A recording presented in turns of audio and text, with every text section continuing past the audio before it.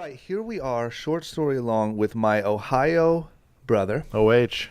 I-O, man. That's what I love about the Ohio connection is like, it's like your family the moment. That's it, man. You know what I mean? That's it. Like we already know what it is. We know what it's like. You're like my cousin. That's it. And not only that, but podcast expert, somebody who I really look up to. And really when I was starting to do my podcast, obviously the first thing that I did was went and looked at all the people that were sort of killing it in the business podcast thing. Right. And you're definitely, I mean, I'd say what, top 3?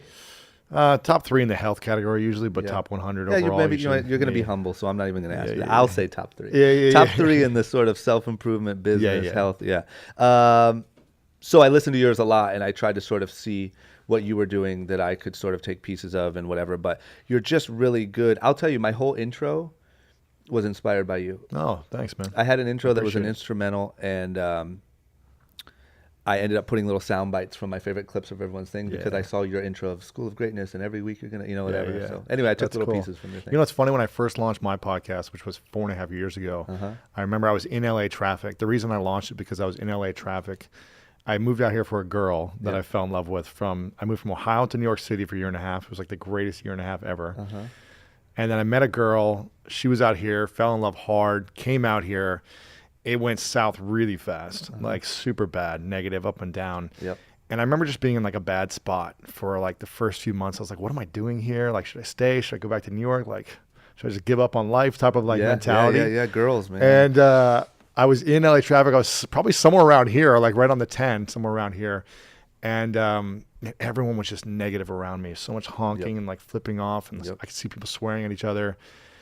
And I was getting frustrated and like flipping people off. And I was like, what is wrong with me? And why is everyone else like so frustrated? Yeah. I was like, there's got to be a way to create something inspiring so that people are stuck in traffic or stuck in life have something that they can be inspired by or learn or grow. And that was a moment that really... That was the moment where I decided to do mine. And I remember I called a couple friends right then who had podcasts. This is a short story long. No, that's why we do it. Yeah. I called a couple friends right then. I was like, should I do a podcast? Like, because it was kind of like they'd been around for a while, but they were kind of not cool for a number of years, and they were just starting to kind of come back in 2012 when I thought about it. Yep. And the two buddies I asked who had top business podcasts at the time, they were like, it's my favorite thing to do. I get the most traffic from it. The people are so engaged for an hour or whatever. And so I said, okay, I'm not going to listen to any of them because I don't want to be influenced by what people, how they do it, their style, their intros, their closes or whatever. I was like, I'm just going to create the thing that I would want to make or I would want to listen to.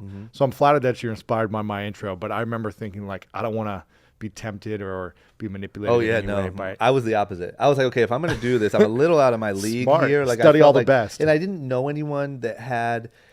I didn't know anyone closely that had podcasts. Right. So it just seemed like a platform I would be okay on. Yeah. And so I literally just went straight to like business. What are these people doing? How does it work? I was massively inspired. Smart. It's probably smarter that you actually studied it and researched and saw what worked and what didn't work. Well, yeah. And I think there's a give and take. I think like you try to take what works and then you also obviously try to, because I'm still figuring out exactly what mine is, right? Like I think that there's more structure to be added. It's been a year now, which that flew by. Wow. What episode number are you on? This will be 51.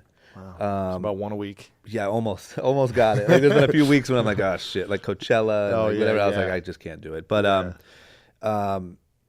And what's the vision for this then?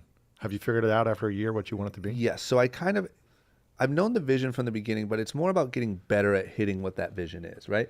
So the vision is one of the greatest gifts, if not the greatest gift that I think I was ever given, and this is where me and you are very similar from everything I read about you, is growing up in Ohio, you are sort of conditioned to think that you are not, the good life is not accessible to you. Right? Like you marry someone from your high school, you get a job, that's your life. You stay in Ohio. Yeah, and then you watch the fun people on Instagram, right? Like you don't MTV. live that. Yeah, or on TV, right? You don't get to live that life. Yeah. So that was always sort of the thing. And I saw how miserable it made people. Family members, friends. I saw people turn to drugs, which I think you did too. I saw people pass away early from stupid Yeah, my things. brother was in prison for 4 years for drugs. Insane, right? And really, not to overly simplify that, but I really think that what that comes down to is boredom and a lack of purpose.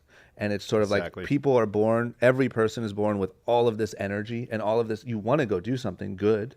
But if you don't have that thing, or you're taught that that thing is not for you, you sort of turn all of that energy on maybe bad, Negative maybe stuff. boring, maybe, pointless shit. Stupid stuff. Yes. Causing So trouble.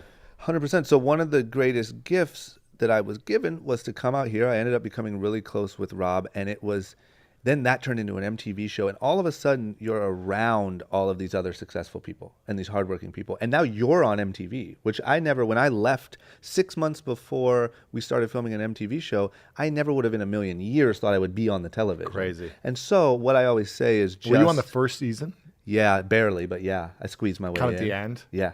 He was like, I need an assistant. I'm bringing drama out, my cousin or whatever, right? Yeah. So the way it worked was they were going to hire an assistant for the first season. The guy ended up quitting the day before he was supposed to come, and Rob was like, "Do you want to do it?" And I was like, "I don't even know what an assistant is, right? Like, I don't know what that means. I was going to go work at the skate shop, Right. And I the was same like, one that he worked at?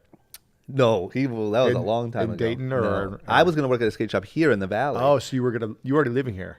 Yes, I had. Yeah, I moved here, and he was like, "You can stay with me for a couple months. You can stay with me for a couple months until you kind of get your shit together." Right. So I went and looked and applied for the job, and I was going to go work at the skate shop. That was my life dream. Like, work at a skate shop. Maybe if I get lucky, do some skateboard like filming and photos. Right. With some pros and like hang out with the scene. If I really hit the lottery. Right. And then live in a studio apartment, right? And drink a bunch of beer. That was like my life dream. So he's like, "Do you want to be my assistant? This guy just canceled." I'm like, "I have no idea what that even means." All of our friends said, "Don't do it because it'll ruin your relationship." Because he's very intense. You've been around him. When it comes to business talk, he's very intense. He's not wants it his funny way. Rob from TV, right? It's about money. Yes. And so I was like, man, I don't know what this means, and it's kind of scary to me, but I should take a shot at it. It's better than working at a skate shop, I think, or maybe, I don't know. So I tried. Then we ended up shooting the pilot for Rob and Big, and then it got picked up, and then whatever. And so just by being around all the time, that's where I became like the shy, sort of out of my element little cousin that got picked on, was because I literally was just like trying to do laundry and like, what the hell is going on? Right. Like, there's an MTV cameras in this house. So Wow. the point was, And you were what, 19 then, or? Yep. Wow. Yep. I moved in November. When I was 18, I turned 19 in December. And then, so 19.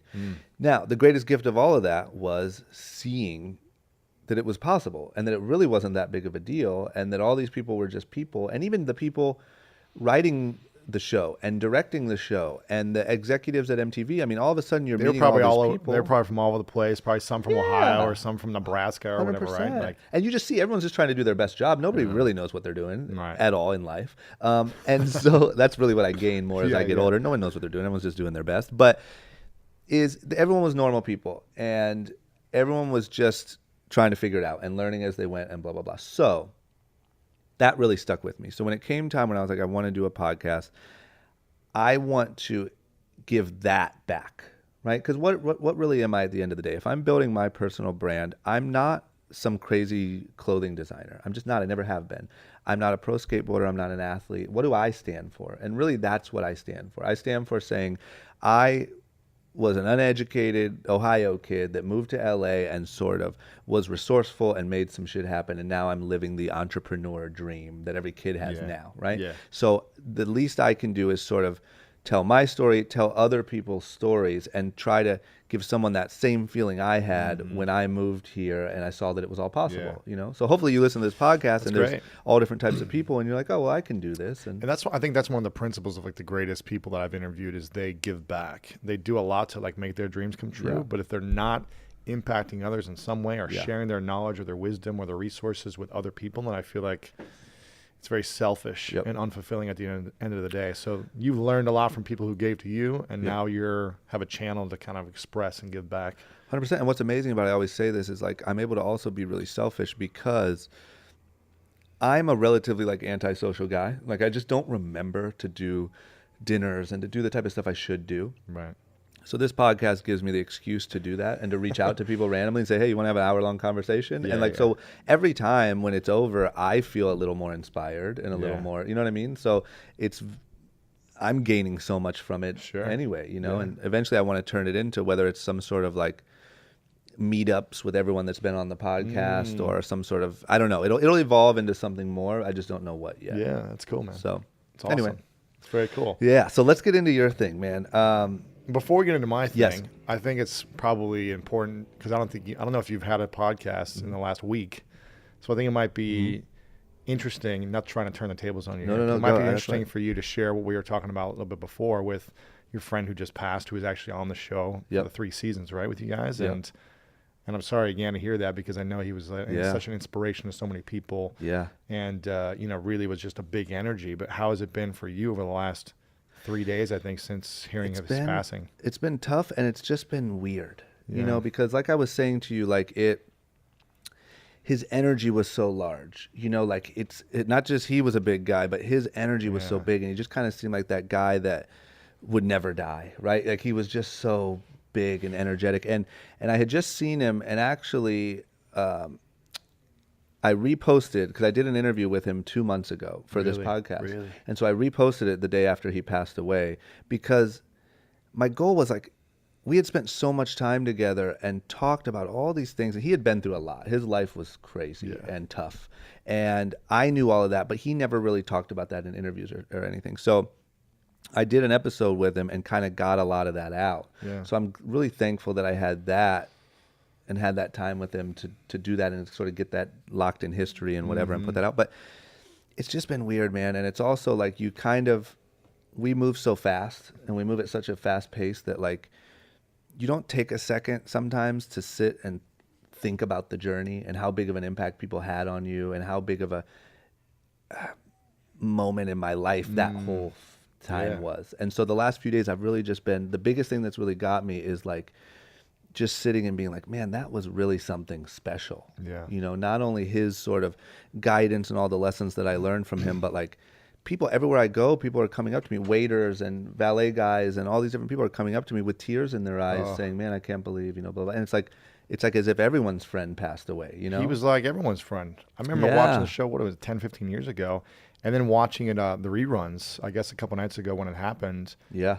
I was on MTV looking for ridiculousness, and I saw Robin Big episodes, and I was Yeah. like, what a great tribute Yeah. to have the episodes of him on. I don't know if you're aware of that or saw it, but it Yeah, was I on did. MTV. I did. I don't know if MTV did that or Rob queued that up or MTV just did combination. it, and then now they're working on, Rob and them are working on, by the time this airs, we'll know if it's going to happen or not, which I'm sure it will, like a special where we all sit down and do interviews and Oh, stuff and yeah, it'd be talk about our powerful. favorite moments, and they're already pulling footage and stuff right now. Wow. Yeah, I mean, it was just, so it was fun for me to watch and kind of relive, because I was watching that back when I was in Ohio. Yeah. In college there, just kind of like having dreams of like, what am I going to do later? Like, can I make pro football? How am I going to make it? And I remember watching you guys. So for me, it was like reliving a whole time in my life of like such inspiration. I used to like love when that show came on. Yeah. Because it inspired me to dream and think bigger. Yep. And be like, how can I apply what you guys were doing in my little life in Ohio, you know? Yeah. And that's what's And, insane is people really connected with it. And everyone that keeps coming up to me is saying, man, when I was having bad days or when I was going through a tough time, that's what I would turn on, And it's just... What would you say is the biggest lesson that you learned from him? From his life or from your time with him, or You wanna know what the biggest one was? personal or business or anything? What it was is like life's tough, but you got to just have fun. Like he had been through so much shit. And also like, if you really look at it, like he was a big guy, a big black guy, right? He could have felt very outcast and very Yeah. angry. And a lot of times, like people that go through a lot of shit, no matter who you are, get very like they go into their hole and they sort of hate the world and they get very resentful and very negative. And on top of that, like I said, his appearance made people sort of standoffish of him, and he didn't have an easy go at it. But through all of that, he's on MTV dancing around in like purple thongs and like like just having the time of his life. And it's like to be able to go through all that and still just say, oh, I'm just gonna have fun through all the chaos. Wow. I think that was what got me, was like, he just, no matter what, man, no matter how bad the day was, there was a day on the show while we were filming when he fully collapsed because of a heart thing. Yes. And we were riding scooters or something, and he fully collapsed and got rushed to the hospital. I don't think it wasn't a full on heart attack, but it was something, right? He had Heart a palpitations pacemaker or something. Or yeah. Wow. But as soon as he could be back, he was back laughing and joking around and skateboarding and doing all these things that he probably shouldn't have been doing, right? He was an active big guy. Wow. But I would say that's it. It's just that, like, everyone deals with shit. Everyone has problems. Everyone has their whatever. But like, you just gotta have fun through all of it. You know, that's the only way. You have no other option. Was there anything that he said to you that you vividly remember, like a message or a quote or like a saying that he came up to you one time and just said something, or texted you one time or called you and said something that was so like memorable for you? Or is it more just kind of the essence of his being? Yeah, it's just the essence. I can't remember. But he was good at the sort of like, you know, he'd hit you with the sort of fatherly or Right. like, you know, like Big smart brother, uncle. like, come yeah, on. like come on. That's why Do Work Son was so like, it was his real thing, and Come he on, would do really work, say bro. it's like Yeah. do work. It's like at the end of the day, like get out there and do work. You know Yeah, what I mean? yeah, It's yeah. like, but it was just as a whole. He was just so good at that, and it always like, I don't know. There's some people that you talk to about negative stuff that make you feel more negative because they're like, oh yeah, you won't believe what happened to me. Oh, the world sucks, right? There's some people that just sort of say, oh, get through it, strengthen up, and that doesn't always help either. Right. He was really good at sort of saying, yeah, I know it's tough, but you got to get through it. Right. You know, you got to just sort of work through it. And yeah, I don't know. He was a special guy in that aspect. Is there anything that's opening up for you over the last couple of days that you've reflected on that maybe your business or life will take a different direction based on the reflection of his passing? The biggest thing, 150%, is when you're working so hard and when you're especially in business and a lot of, you toughen up and you move at 1,000,000 miles an hour. And there's a huge, huge, huge lack of appreciation for the people around you, the people that are helping you, the people that have helped you in the past. It even made me think about all of the people that worked on our shows,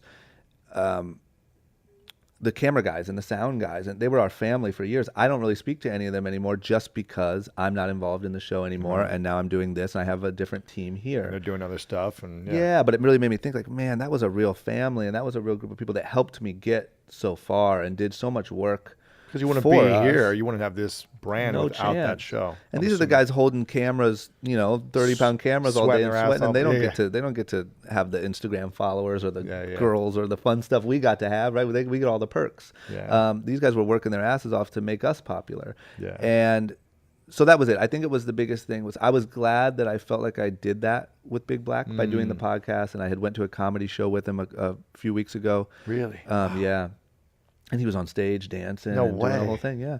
Oh man. Yeah, but so sad. so I was like, man, had I not done that in the last couple months, and all of these people now that I need to follow up with, and it's just about like, you got to, I don't know, caring about people and appreciating people Yeah. while you're trying to, Pursue your dream and And it's cool to be, put your head down and work. And I always like, I don't try to emulate them, but I always love the Ari Gold characters and the like savage businessmen. Yeah. I like that. I think it's cool, but like, it's not a way to sort of Don't mold build your relationships life. either. Yeah. No, like you got to care about people. It's just not real life. Exactly. Um, Wow, man. Well, I'm Yeah. sure. I'm sure people loved hearing that about your thoughts on that. And Yeah. thanks for sharing with me. no, of course. It's just crazy the impact, man. And for people, like I said, to come up and feel like they lost a friend. Yeah.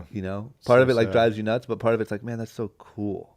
Right. It's You like know? you didn't know him, but at the Yeah, same but time, you really, and it's not even like, yo, like I just know that your boy passed away. Sorry. It's like they really are hurt. You can see it, and it's like, damn, that's cool. well, he brought a lot of joy to people. So Yeah.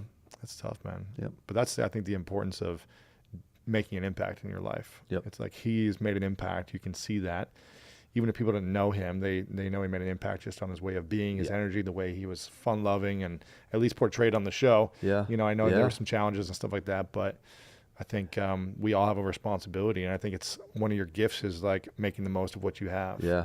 And bringing light and joy through your work and through your message and through the podcast, through the Instagram, through the clothing line. Everything is doing the best you can to inspire. So And that was another, not to, to keep, once again, short story long, but another big thing to answer to your point was like doing work. You can go make $1 billion and never actually affect anyone. yeah, And I think and like, just have a lot of money. yeah, What's the point of that? yeah. And I think like maybe when you pass away, 5 people might be like, oh, he did really nice stuff for me. He Right, bought me right. a car and stuff. But Yeah. like, I just think like seeing like, man, you can really affect, like you brightened people's days. Like you really like when it's your time to go, for people to really feel like they lost a good person or a good friend. That's something that I would love to try to, when I finally go, I want people to be like, Yeah. man, that was my guy. It's funny. I just did not to plug my own thing, No, but go ahead. I just did an episode that came out today. So a week ago, if you're Yep. watching this now or whatever, called Be the Lamplighter. Uh-huh. Kind of inspired by this. And really what it is, you know, a lamplighter back in the day would go around and lighten up the lamps and turn the lamps on around the street so people could see. And I think it's important for all of us to figure out how we can be a lamplighter in our own way. How can we create light in other people? Yeah. Joy, passion, evoke those things out of other people so that they are brighter. As opposed to all the darkness that we do feel. It's going to happen no matter what. And the bigger the dream we go after, the more darkness and challenges and struggle that we're going to face. It's not going to be easier. But I think when we continue to turn on the light and do the things we love, then we're able to inspire the people around us. Yep. It's so true. And you know, for a long time, one of the things I'm coming to the realization at 30 is like a lot of my success was from working hard and whatever and being relatively smart and whatever.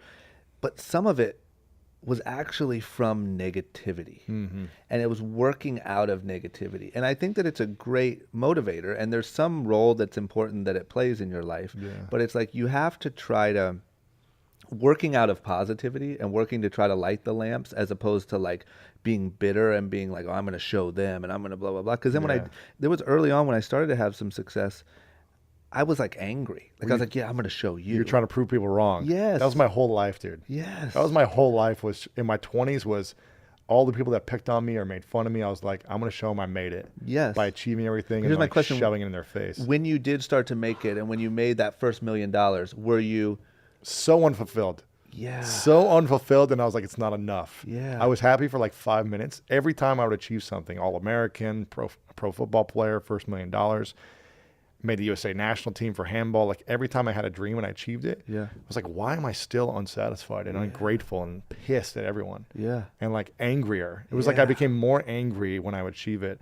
And I think it wasn't until about 6 years ago, when I started to be like, wow, I've been doing everything to show other people that I'm right and they're wrong, as opposed to inspire other people of what's possible and show them what they can create and lifting others up as opposed to putting them down by me being number one and them being number 2 through 1,000. Yeah. Do you feel like that's made you more successful? More? Oh my gosh. Well, first off, more successful, you know, in terms of like financially and like accomplishment, success. But I think the greatest currency is inner peace. And yes, you know, even this morning I was going through some challenges with like back and forth on some business deals and like kind of getting angry and frustrated with a few people who I felt like were kind of against me. Again, my own perception of it, and I allow certain moments to kind of like get angry or my ego flares up still, you know, but I think I'm constantly practicing meditation and staying committed to what my vision and my purpose is. Yeah. And if my purpose is like I need to be right and I need to win so that other people lose and they're wrong, then it's not fulfilling. But when I come from a place, okay, I'm going to make an impact. I'm going to follow my dreams because it lights me up and it shows other people what's possible for them. If a couple of kids from Ohio, nowhere Ohio, can do something cool and fun and have an impact on others, then I think we can show others what's possible too. So for me, it's all shifted in the last 5 years to I can still achieve everything I want, but it doesn't have to be to prove anything wrong, to prove anyone wrong or to make me the best and them second best. Everything is a win-win situation for me now. Like how can I win and everyone else win with me in every business deal, in every opportunity? It's like, I don't want to do it unless the person I'm working with is winning as well. And whatever that looks like for them. So that's how I approach it. And when I do slip and I'm like, okay, I need to get a little more out of this situation or more from this business deal and this and that, then I feel like this, like, I don't know, ego kind of driving me in a negative way. I feel like I'm unfulfilled. But when it's like we all win, we're all lifting each other up, then it's like awesome. I just have this inner peace that's just like so calm.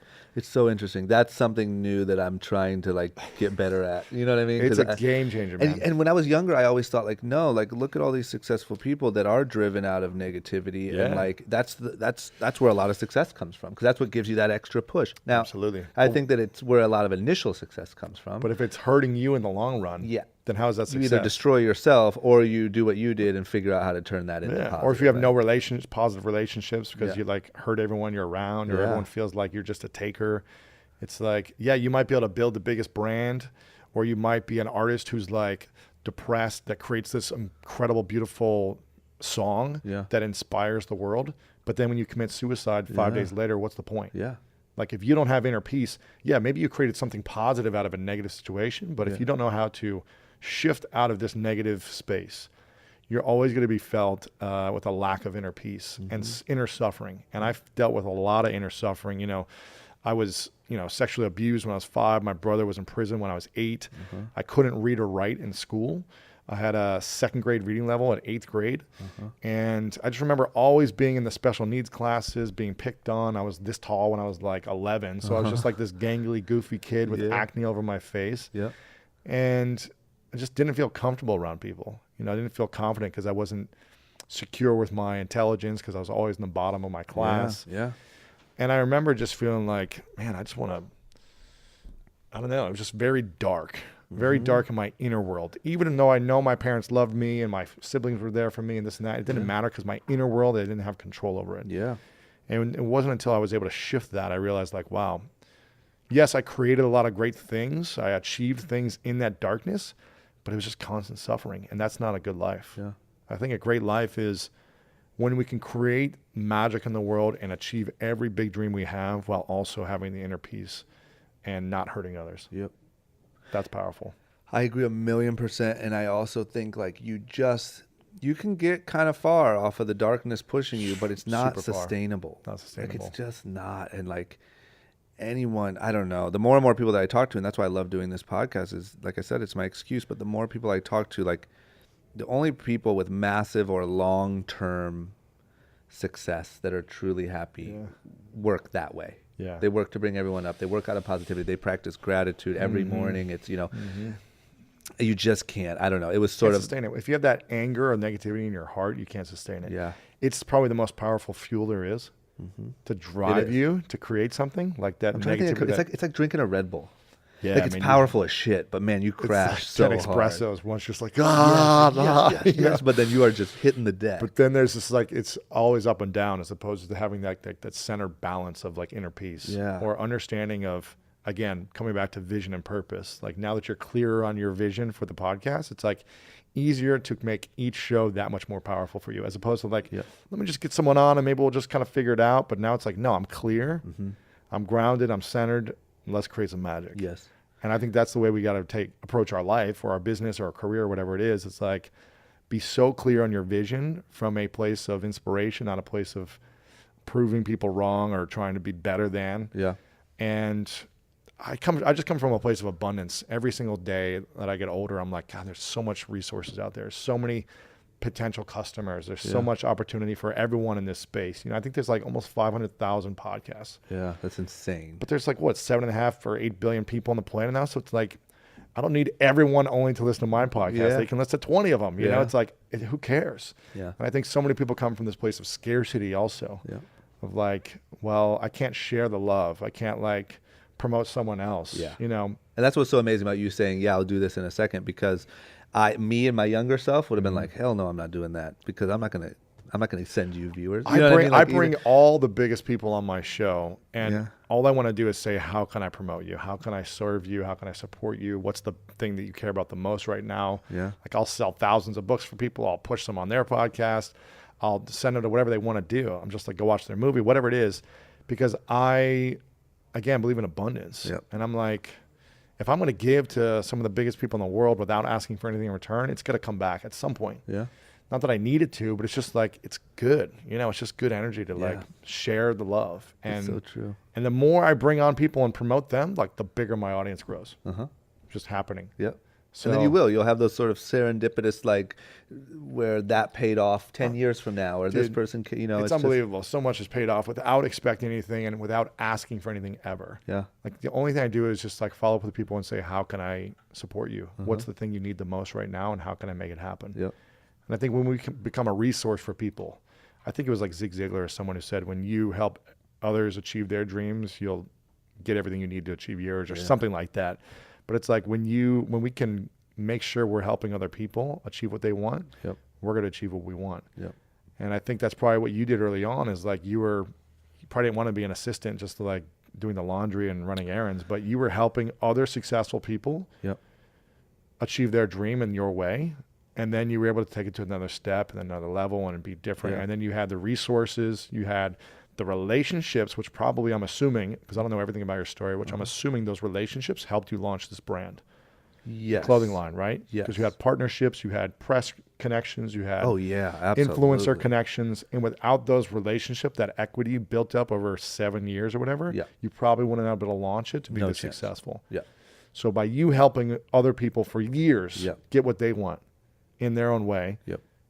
they helped you return, get what you need. And what's crazy is when you actually look at it that way with a clear head later on, it's like, oh shit, that was actually the strength. Yeah. Like the power in the whole thing happening was the positivity and the relationships and the people having your back and whatever.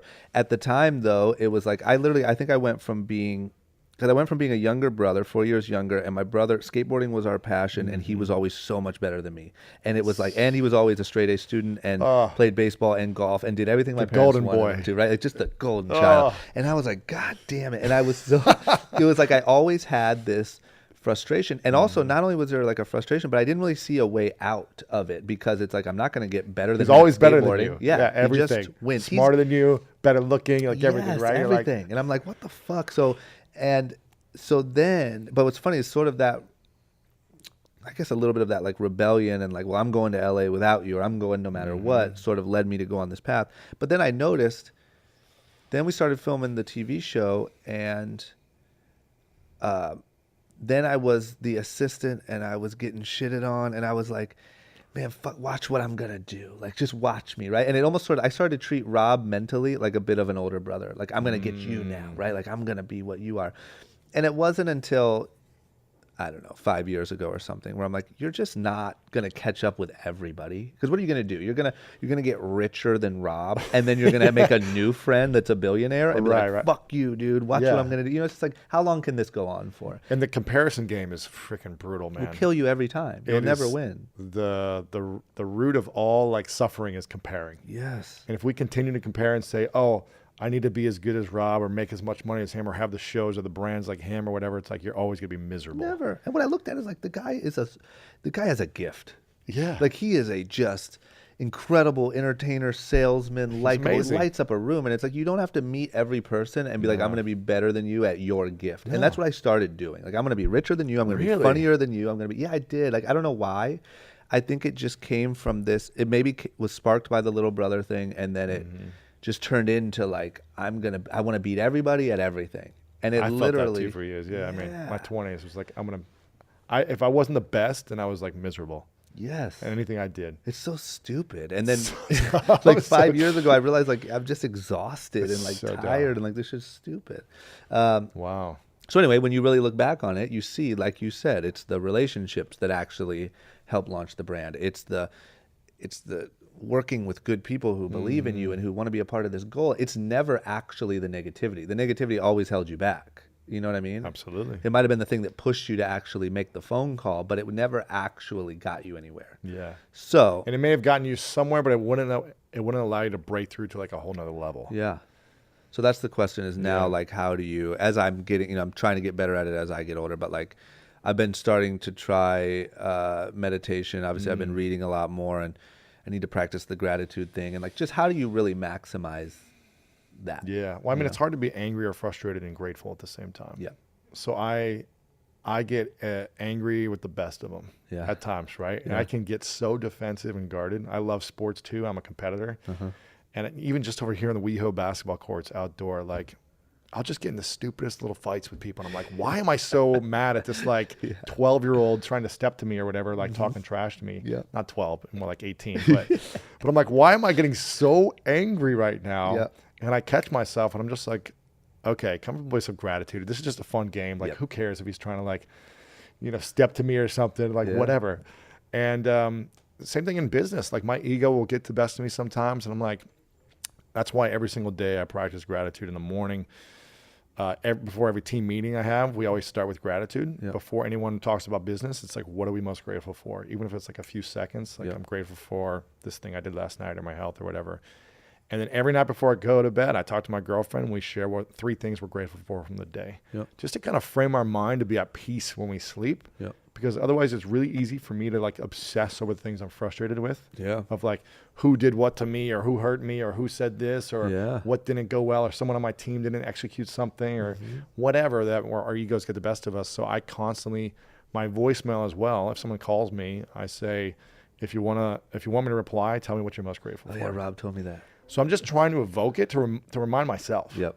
Like I'm trying to get others to say it. So I'm like, yes, I need to be grateful in this moment, because like you said, our minds can go a million miles a minute just with all the business you have going on and all this different launches and business deals and partnerships and the team you have here. Like every day you're facing challenges. Yeah. And that's to take it all the way back. That was one of the biggest things that's been really affecting me the last few days is none of that mattered when you look at Big Black, for instance. All that mattered is all the laughing and the fun times and how many people he inspired and how many people really feel like they lost a friend because he did brighten their days. Yeah. Right. And it's just like, that's what matters. You know, I don't know. Wow. What are you most excited about right now in your life? What's the thing that when you think about just like makes your heart beat 10 times faster and makes you just want to like dance naked in the streets? I don't have, I need one of them. Is there anything like that? No, I don't have a dance naked in the streets. I have had those moments. But what's the thing that's closest to that? That's the most exciting either. Like, for instance, I think the podcast is the catalyst to the dance naked in the streets thing. Really? You know, like I think it will turn into something. You like it the most. It gets you the most excited. Yeah. More than the business or the partnerships or other stuff you're doing. The business and all that stuff I love, and I love Because how long has the business been around now? 8 years. 8 years? Yeah. Holy shit. I Yeah. thought it was only like 4 or something. Crazy, right? Time So flies. at some point, it's probably like you still love it, but it's also probably like you want to be more creative and do new things, I'm assuming. I guess this is the difference. I'm trying to really wrap my head around it so I don't like say it wrong, because I love the business. Like I get it. Yeah, I know. But I mean, I'm not even trying to be politically correct. I'm saying the business I love, and it's almost like I love the challenge. I love like if I didn't have the struggle and the challenge of it, I would probably go insane. Like if all I had was the podcast, I would, and just sat around all day and just studied for the next podcast, I would lose my mind. Of course. But the difference is the business is challenging. Like it's hard. And like with, especially the last year, it's been very hard because retail is getting crushed. And we spent the first 6 years building as big as we could in retail and building great relationships in retail. And now everything's online, or everything's just from Instagram. And there's a million new brands, it seems like, every month. Yeah, it's easier than ever to create brands. It's easier than ever for these brands to now have, there's no longer a battle for shelf space because you can just make an e-com store, right? Yeah. And then the retailers are getting crushed. So if you don't, one thing that they don't prepare you for in, I guess, rap music is is you build all this stuff and you spend all these years building relationships with retailers and you get this shelf space and it's big. And if they have a problem or just retail changes, it doesn't matter. It doesn't matter how hard you worked. It doesn't matter how many years you put in. It doesn't matter if your brand is stronger than ever. That business is gone. If PacSun files Chapter 11 after you just built with them for 6 years, nobody feels bad for you. Nobody says, "Oh, don't worry, we'll reserve your business and make sure that your money's okay." Nobody cares. You're screwed. Macy's closes doors. We built with Macy's. I mean, I remember we would fly to New York and all this stuff, and Macy's is going to be huge. That's going to be a $30 million business. Now they're closing doors, and they couldn't care less about growing a brand, right? And it's becoming more of a headache than it is worth managing. They're worrying with their own stuff, yeah. Yeah, they don't care. So. So your retail business has gone down, is what you're saying? Yes, retail has gone down relatively significantly. Right. And the online, is it picking up? Or yes. So the good thing is we've now matched it. Last year was brutal and scary. You know, it was like, shit. What are we going to do? Yeah, like we got to go quick. But this year now we've matched it and now we're growing because of the e-com. And so it feels so much better, and it feels like you're finally, you're on the right track and you're going where the rest of the world is going as opposed to fighting that. But I guess the point is it's hard, and it's like, it's not all fun. There's fun moments, and you do your photo shoots and your parties and your whatever, but it's real work. Every single day you're working and grinding just to get sales. Yes. That's what people don't understand is like it's a daily grind to generate sales. Otherwise, you've got to feed, I don't know how many people you have on your team, but like 45 or something. yeah, I've got 8 with a couple agencies, call it 10. And it's like, and they're paid well. Yeah. And it's like, if you're not generating sales every single day, Yeah. you can't pay people. Yeah. And that's what I think people don't understand. It's like just money is just flowing, but you've got to constantly be creative, especially with more and more brands. I'm assuming in your space, it's even harder. Yep. The margins you're working with, the shipping, the returns, like all that. I work with mostly digital courses, which is a lot easier because I don't have to have any product to ship. Yep. Yep. But still, there's its own challenges with all the different competitors out there. And when the stuff, when you're losing some revenue and all these stuff are happening, and I become really close with all of these people because it's such a lifestyle, right? It's like you have to be, this can't be like a corporate environment. But when that happens and you have to start firing some friends and getting, it's just like, Jesus Christ. So it, or you keep them on because you have this like personal relationship and you feel which bad. that only lasts so long. But then you're like, oh, this is bad for business because I'm just wasting money every month because you're just paying someone to be your friend. Yeah, and they're not getting results or whatever, and you're like, I got to make money. It's really touchy. It's a struggle. So that's why I say I love it to death. And yeah, it could be the only thing that I did, and I'd still love my life. But the cool thing about the podcast is I feel like I keep going off on these sort of borderline like deep side stories, and I hope this makes for a good podcast because I've never done one with this much like going all over the place. But when we did TV, it was amazing because now all of a sudden people recognize you anywhere you go, and it's so big, and you're watching we had 2 million views last night and 2.1 tonight, and it's so huge. But the one thing is, it wasn't in line with my vision. Self. You know what I mean? It just wasn't. I was a part of Rob's world. And even though it wasn't even 100% in line with Rob's world, because Rob wants to be taken more serious as a business guy, but it was still his jokes and his ideas and his way. It's his show, and we were a part of it. And so it was you really... You did Robin Big and Fantasy Factory. Yeah. So Fantasy Factory had a much bigger role in because Big Black was gone for most of it, and that's where I built Young and Reckless and all that stuff. And that was kind of built on the show. Because you had your own office in there, right? And you kind of like did different stuff. Yep. We did episodes about it. I had to go do reckless shit and whatever. But it was still sort of his thing, and I was very much so like the pawn. Secondary. Yeah. And so when you're putting something out to people that's just not 100% in line with you, it's just sort of it felt great for years, and then eventually it just started to feel a little taxing. What I'm saying is now with the podcast, even though I'm reaching way less people than we were reaching with that, it's 100% in line with what I want to do. It's yours. Yeah. And whatever I want to talk about, whatever I think is an interesting topic, whatever, it's 100% me. I'm not acting. I'm not trying to be funny. This is how we would talk if we went to lunch. And it just feels so every bit of feedback, I would rather get one positive feedback on this than 100 on Robin Big. Right. You know what I mean? Yeah, because it's like, this is me. So that's what I like about it. And I do think that this will be, I don't see myself as being some huge, massively successful podcaster, but I think this will be the spark that starts whatever it is. I don't know what it is. Maybe it's a different show that has some sort of helping kids start businesses, or maybe it's something like that. But I felt like for a long time everyone thought I was an idiot.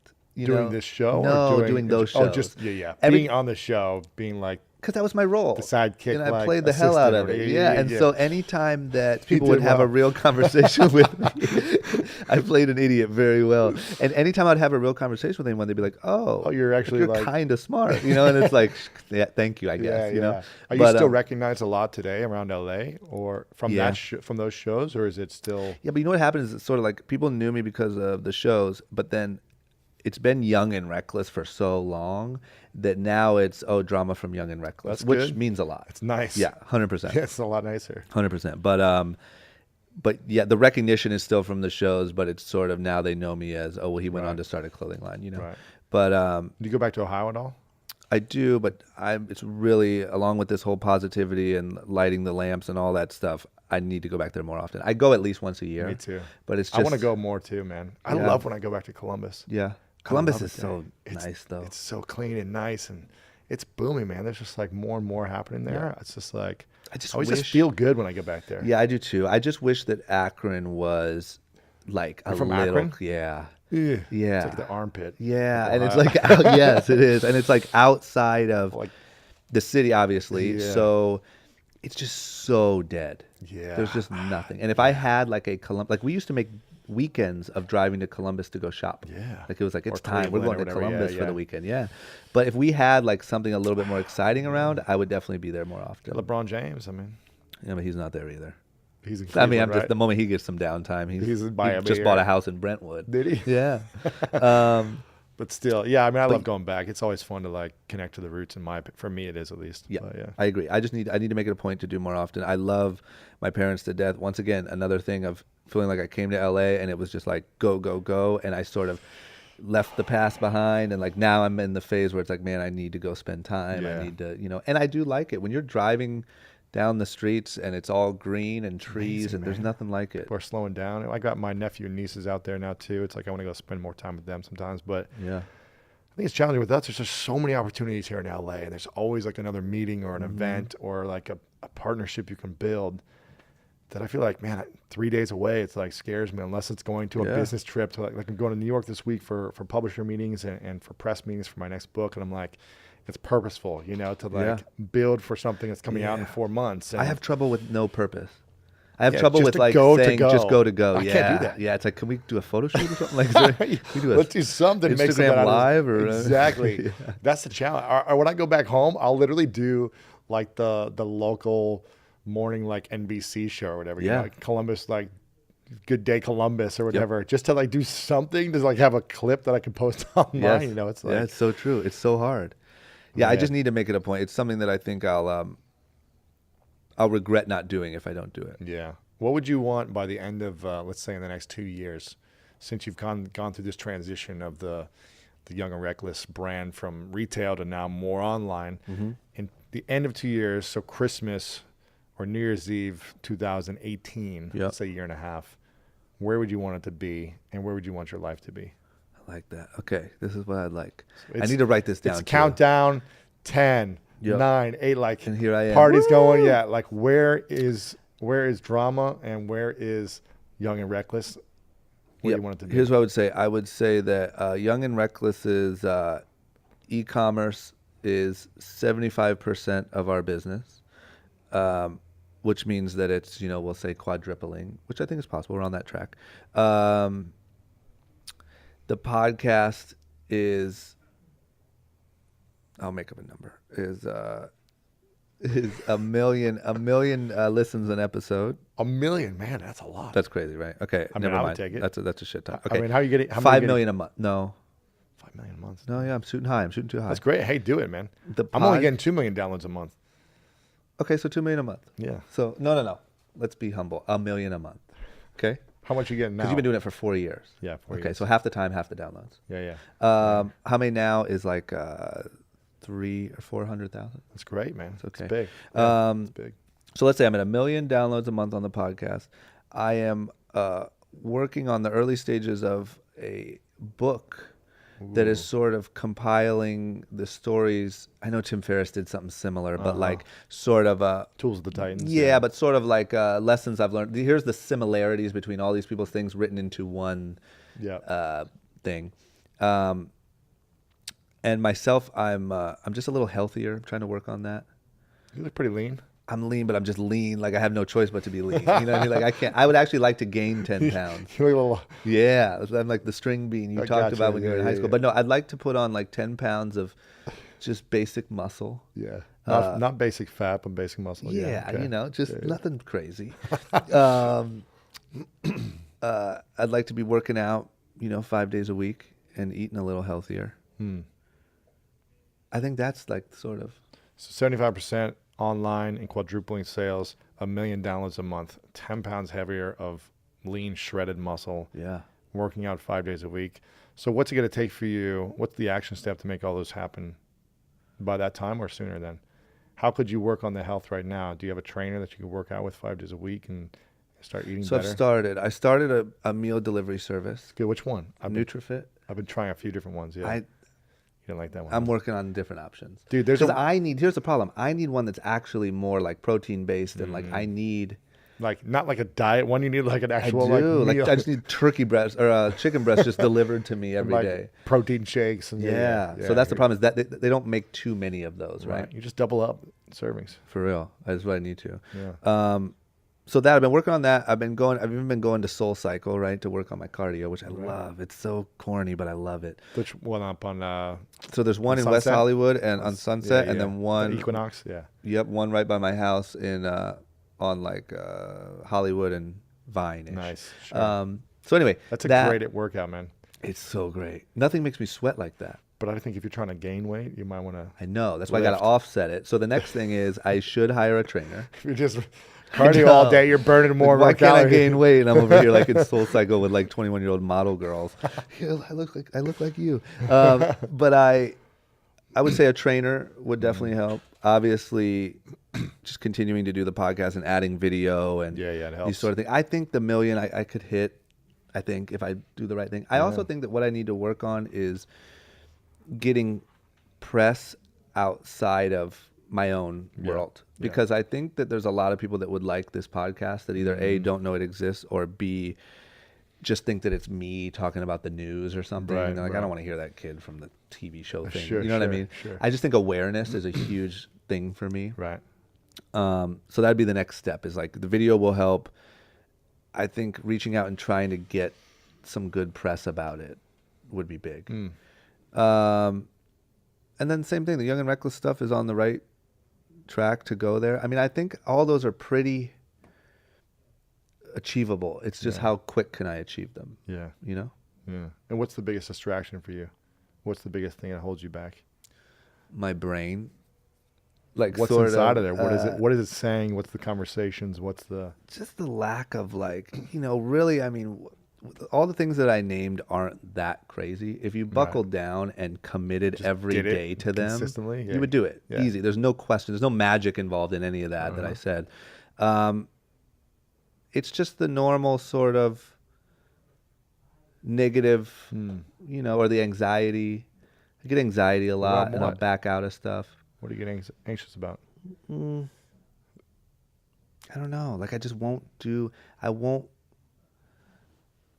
don't know. I won't follow up properly on things, or properly just go make the sort of awkward phone call, or do that. I'll just say, I'll do it tomorrow, or you know what I mean? Like, and it's really rooted in probably, I would say, being anxious about doing it, if that makes any sense. Sure.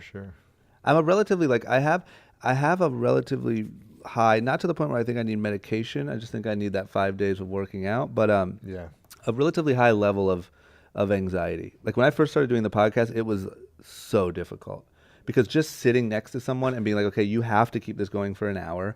You have to follow some sort of storyline. Like it was so foreign to me. Like I was like sweating and like, oh man, this is, I don't know where I think you don't have to keep it an hour. You can do it however you want. I know, but if I did that, I would have done it 10 minutes. I'm like, all right, so we're done? All right, I'm going to go take a shower.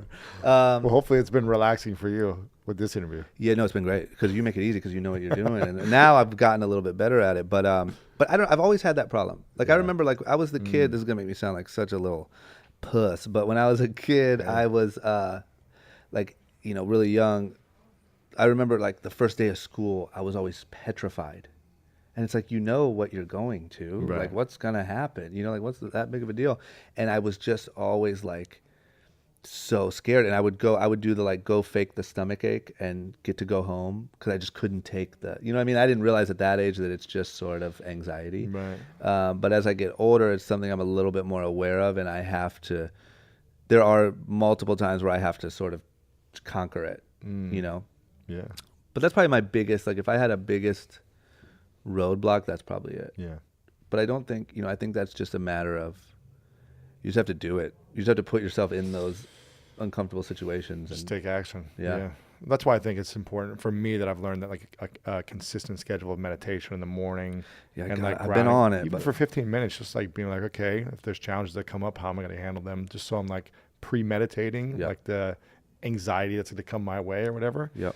Or the challenges or the frustration or the person flipping me off in the car or whatever it is. It's like, okay, it's not me, it's them. What's the situation? So how am I going to respond to this situation?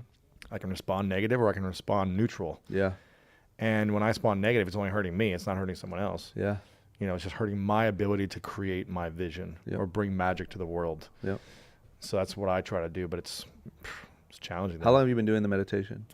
I started when I was 19. Really? Yeah. My sister gave me a guided meditation like CD from this guy from Nepal, this like yoga master from Nepal. So I just listened to this like recording of like a guided meditation. And 2 months after I listened to it, every single night I would listen to it before I go to bed. 2 months later, I broke a world record for the most yards in a single football game. Really? And then I just kept achieving everything I wanted to do. I just like went way beyond what I thought was possible. And did you apply it? Like, let's just say you're meditating every day. Let's say you're in a moment where you're having some road rage or whatever's happening. Yeah. Do you sort of tap in a little Yeah. bit to, that's what you do? That's how you apply it during the day? Yeah, I mean, I try to just be in a meditative state in the morning where I'm just setting clear intention for what I'm going to create the day. Mm-hmm. Like I see the day happen before it happens. Mm-hmm. Just like I would in sports. When I would do this meditation, I would see the night before when I would listen to the meditation, I would see how I'm going to practice the next day or see how I'm going to perform in the game the next day. Yep. So for me, it was for sports performance. And I would visualize running all my routes in football, catching touchdowns, making the blocks. I would run the plays through my head beforehand. So that's what I do in the morning. I meditate, I go through different practice, and then at the end of the meditation, I visualize the conversations I'm going to have. I visualize coming on this podcast, and not necessarily like the questions that are going to be asked, but what we're going to create. Yeah. I'm like, what's the magic that we're going to create today? And who are the lives that we're going to impact? Yeah. And what's the thing that they need to hear? So I'm kind of like going meditation. Yep. And then I would just walk through every part of my day, like, how am I going to show up if something like negative happens, or how do I want to react, or how do I want to respond? And I'm not perfect. I mean, I responded in a negative way this morning with a bunch of emails, like frustrated emails back and forth with someone. But then I caught myself. I was like, okay, I just need to breathe. Because when I forget to breathe and I get real tight in my chest, that's when I make stupid decisions. Still, even after 12, 14 years of meditating, I still flare up. My ego, it takes over me for moments or hours. And I just try to come back to like, okay, what's my vision? What am I grateful for in this moment? In this moment, usually the reason I'm getting frustrated because I'm allowing my ego to get hurt, or I'm getting defensive for something from probably my past that I'm still like get to work on, right? So when I remove my ego from this moment and I make it a neutral situation, a situation that's just is. It's not good or bad, right or wrong. It's just a situation. Yeah. Now I interpret the situation how I want it to look and feel to me based on previous experiences. And when I can shift that, then I can come back to my vision, being on purpose and creating something magical, as opposed to coming from rage or anger or negativity. So that's just kind of what I try to practice. Do you think there's any benefit to anger or ego? Do you think that people, for instance, like let's just say you get and you tell me maybe you handle it this way, but like you get an email from one of your people and you don't like it, or maybe they're being lazy, and it's kind of, you should snap on them a little bit. Yes. Right? How do you treat that? And also, do you think that there's a place for ego? Yeah, I think, I'll talk about the thing where if someone's not doing their job or something in my work, I sit them down, and sometimes I may snap or get frustrated or angry or passive aggressive, which I tend to do sometimes. Yep. But I feel like that leaves like resentment with the other person. Yep. Or it makes them feel fearful or something, as opposed to like sitting down and having a clear communication saying, here's where you're not showing up. Yeah. Here's where I need you to show up. Here's the consequences on the other side if you don't show up. So as opposed to like threatening, like, I'm going to fire your ass if you don't do this. Yeah. You're being lazy or whatever. It's more like, listen, here's what we expect. Here's what we require. Like, I love you, and however you want to say it, you don't have to say that, but like, I appreciate all the good things that you are creating, and acknowledging people for what they're creating first, I think is very important. If people don't feel acknowledged, they're not going to work harder. Yeah. So it's acknowledging certain things. It's acknowledging what I could do better to communicate my expectations, because maybe I haven't communicated something, and then hearing them back say, what did you hear me say? Yeah. So that it's clearly understood in both ways. I heard you say that you need me to do this, this, and this. Okay, so now we're clear. So if this continues where you don't complete this, this, and this, you're gone. Yep. It's just business. Yeah, that's good. You're right. You know what I mean? It's like when you say it, I'm like, damn it, you're right. You know what I mean? But it's like understanding, because maybe sometimes they didn't hear it the way you thought you said it. Yeah. So it's like, what did you hear me say? Say it back to me. That's so smart. Or have it down in writing, like in an email. Like, here are 3 things that I need to happen each week. If they don't happen, I'll just keep these cameras on and say, look into this camera and say, exactly. Jimmy, will. Right, exactly. But if your guys aren't showing up or they're not doing things the way you want them done, then first off, you got to take responsibility. Yeah. The way I look at it. And I used to make it blame other people, be like, they're not doing it the way I wanted to. Yeah.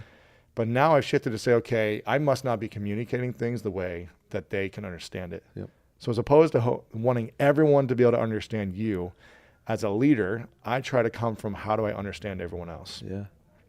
And when other people feel understood, then they'll start to understand you. Yep. And so I try to just be as clear as I can. And listen, I'm like still average at this, in with my team, and like in no way have I mastered it, because I make mistakes all the time, and I don't think we're ever going to be like, have arrived or something. It's going to be constantly learning about people and communicating. So what about the ego? the ego. What was the question about the ego? Do you think that ego serves any positive purpose? Yes. I think it all depends on, like, I guess, the definition of ego and what we're thinking about in terms of ego. But I think if I have a dream, then there's ego around that. It's me having like aspirations and a dream. Yep. Now, I don't think it's a bad thing when the ego is to serve me and to serve others at the same time. Yeah. If it's just to serve me, then I think it's a negative thing. Yeah. Unless it's a life or death situation, where if I'm about to die and I need to save myself, then the ego is important. Yeah. Because if I don't care about myself and have an ego, then I'm going to die. Because what about, like, I always say this, like in football, because because you played it, like you're staring down 300-pound men that are trying to kill you, and that's why some football players, some, not all, are psychopaths off the field. But it's like I can't really blame you, because you're running through, like, you're a warrior. It's tough to switch it off, man. It's really tough when you're trained for 3 hours a day and conditioned to not show pain, to like beat the other person, to like you destroy need ego them. there, right? Absolutely. But I think you can still come from a place of win-win in every situation. Yeah. What I mean by that is, like, you can still dominate and destroy the person you're competing against, and win at everything, but have good sportsmanship. Yeah. But also be like, hey, we're brothers, and even though I'm competing against you, like, I'm going to pick you up afterwards. Yeah. There's like a dance to being the best and competing, but also not being the most hated. Yep. And being like, you know what? He's a great competitor, and he didn't try to like do dirty shit to me or try to like put me down. He was just amazing. Yeah. And I respect him for that, or I respect that team, because they came from a win-win. After the game, they weren't like sore losers or sore winners. They weren't like told you so. They were like, hey man, great competition. Yeah. And they understand the situation and how to turn it on and off. So I think it's so a hard. dance. It's so a definite It's dance. back to that, like, working out of light as opposed to working out of the dark. Absolutely, You know man. what I mean? Yeah. How can we create win-win in every situation? Even if we win at everything, how can we create it so other people feel like they won as well? Yeah. It's huge. Can we, because this is what I do here, and for a lot of the people, a lot of my guests might not know your story. Can we go through your story real quick? Sure. Okay. I don't want to take it too long, so I don't know. Yeah, no, I don't. Do you have a time limit? I got to be out by 1:30. What time is it now, Dan? Yeah. Ah, shit. Okay, let's just rifle through. Yeah. Because I want. Or 1:35. I got to be out, but yeah. And here's what I want to say is, because I think, like I said, a lot of my listeners, I think, have came from my world, and I'm new to people like you. Yeah.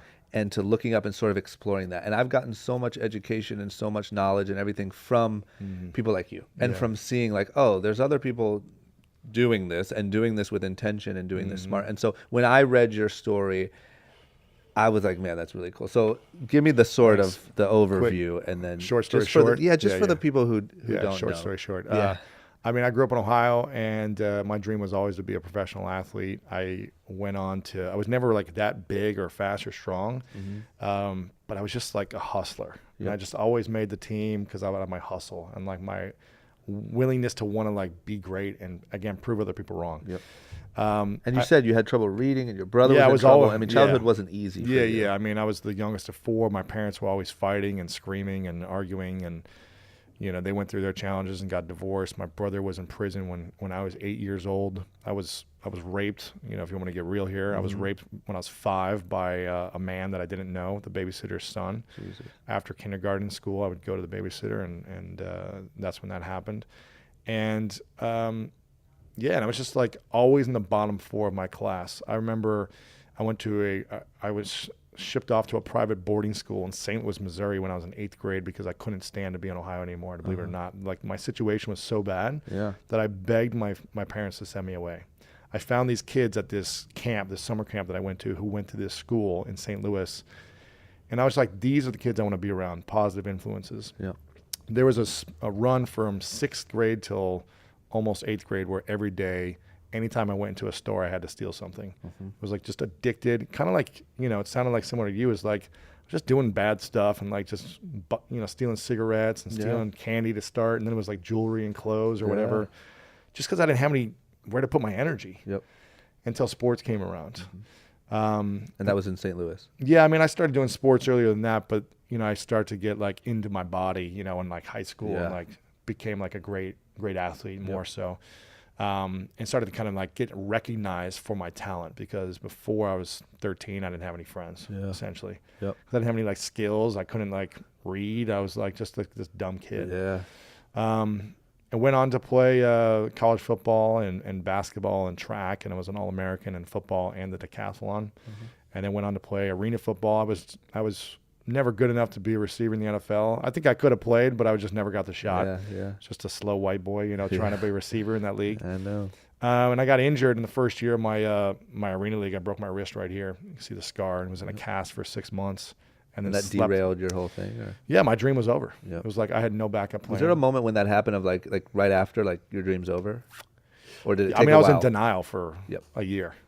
And I was sleeping on my sister's couch in Columbus, Ohio. Yep. I didn't have any money. Didn't have a college degree. Was in credit card debt, student loan debt, no money coming in, no job, living off of her macaroni and cheese on her couch for a year and a half, and on a full arm cast for 6 months. With zero vision of what my future could look like. No plan, no purpose, no... Zero. Yep. I mean, there was nothing. This was back in 2008 when the economy was tanking, and people weren't hiring people with MBAs. Yep. And I didn't even have a degree. Yep. And so for me, it was just like, what am I going to do for the rest of my life? I'm 23 or whatever, 24, whatever it was. And I had no clue. But I started to reach out to mentors early on. I went on LinkedIn every single day for about 6 hours. A mentor of mine suggested getting on there to connect with other successful people and find jobs. Yep. And I would reach out to people and email them one by one and just say, I'm so interested in what you created with your business, your career. I'd love to learn how you did it and hear your story. So at 23, 24, I was essentially interviewing people before I even knew that was such a thing, just one-on-one, and like gaining so much information. And through them sharing their stories of how they created success, I just said, okay, I'm going to reverse engineer that and go do it on my own. Yep.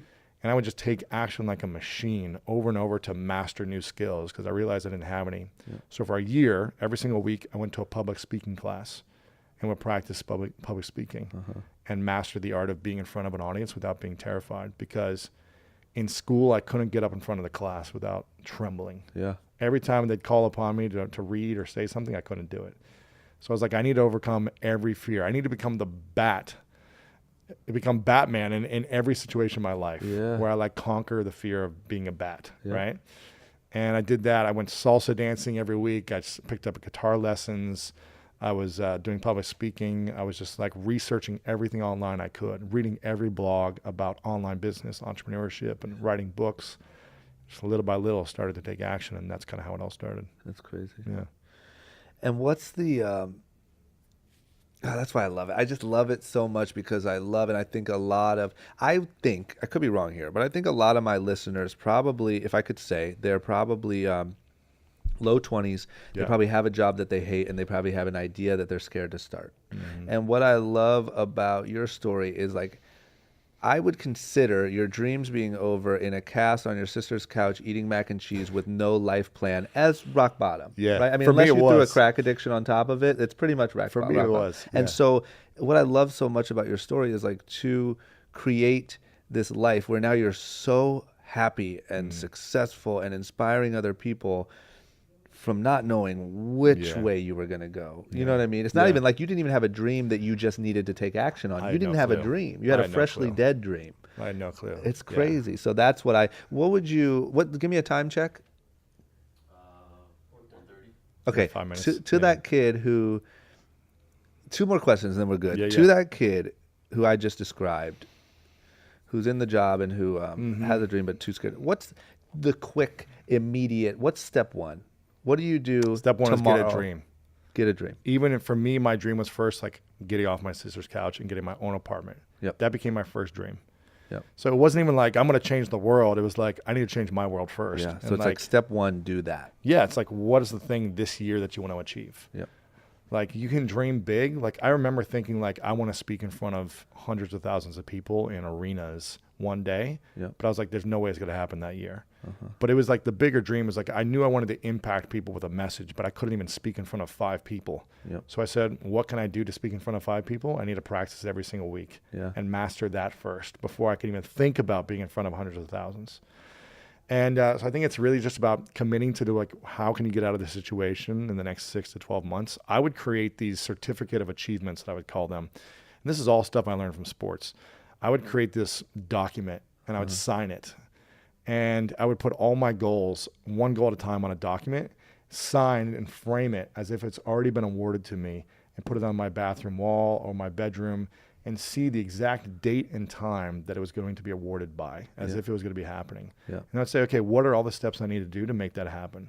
What do I need to do to make my first $1,000 speech? What do I need to do to get my first apartment? My first apartment was $495, and I thought I was like the most expensive thing ever in Columbus, Ohio. Absolutely. Now it's like $6,500, and I'm like, it's still expensive, but I'm like, from that kid to where I'm at now, it's like, it's come a long way. But first is having a dream of how you get to change your world and your situation. And you can dream big, but like, what are the small things that you need to do to like make $1,000 speech first? Yeah. Even though I might be making $50,000 a speech now, that's 8 years later. Like I had to learn how to make 1,000 first.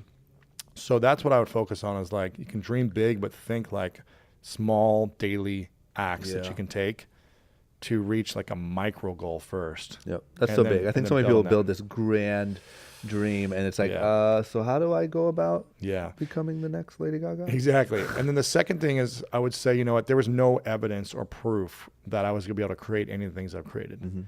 And I still feel like I'm kind of just getting started, like just scratching the surface, just like you. It's like you've got so much more you can create. Absolutely. And there was no evidence probably or proof that when you were on Robin Big, or even 6 months before at 18 or whatever you were, that you were going to be able to build a multi-million-dollar fashion brand 10 years ago. There was no evidence or proof that the kid from Ohio who was like the weaker, lesser than his older brother, dumber, like not talented at anything, just got to work at a skateboard shop, was actually going to be. Yeah, there was a mountain of evidence against it. Exactly. Actually. Yeah. And so that's what I think people don't understand, is that even if there's no evidence or proof that you're going to be able to create this, you've got to believe that you can, and be willing to say, I'm going to commit to this over and over every single day, to learning and mastering skills so that I can start to believe. Because there was no proof or evidence that I was going to be able to speak in front of the people that I do or have the audience that I have. But I said, what can I do every single day? So I start to believe that I can. Yeah. And I think that's important. The kids who are working a job or who are jobless, who are frustrated right now, if you're not mastering skills every single day to become great at something, then you're going to be stuck in that job you don't like, or on the couch or whatever, because you're not doing things every single day that you're afraid of, that you're overcoming. You're not mastering something new to add value to people. So why would other people ever want to come to you for anything? Yeah, and I just think that's the key to happiness. It's like purpose and making steps, progress and purpose. It's like really that simple. It's like if you can come home and make the littlest amount of progress, you're so much more happy than if you killed it at Starbucks today making coffees. You know what I mean? Okay, last thing, then you can go. Yes, good. If you ran into childhood Lewis. Yes. And here he is, little Louie. Baby Lou. Baby Louie, and he's in Columbus, and he's just fucking caught out there, right? Can't read worth a shit, and he's just like, man, I don't know. I kind of like football, but I'm not really sure. This is pre-St. Louis. Yes. And you can just tap him on the shoulder and say one little thing to, we'll say 15-year-old self. Is that accurate around that time? 15, maybe even younger. Okay. Yeah. And you can say, look, one man, thing. here's the thing. What would you tell little Louie? Ooh, man, I would say you're not going to be this ugly.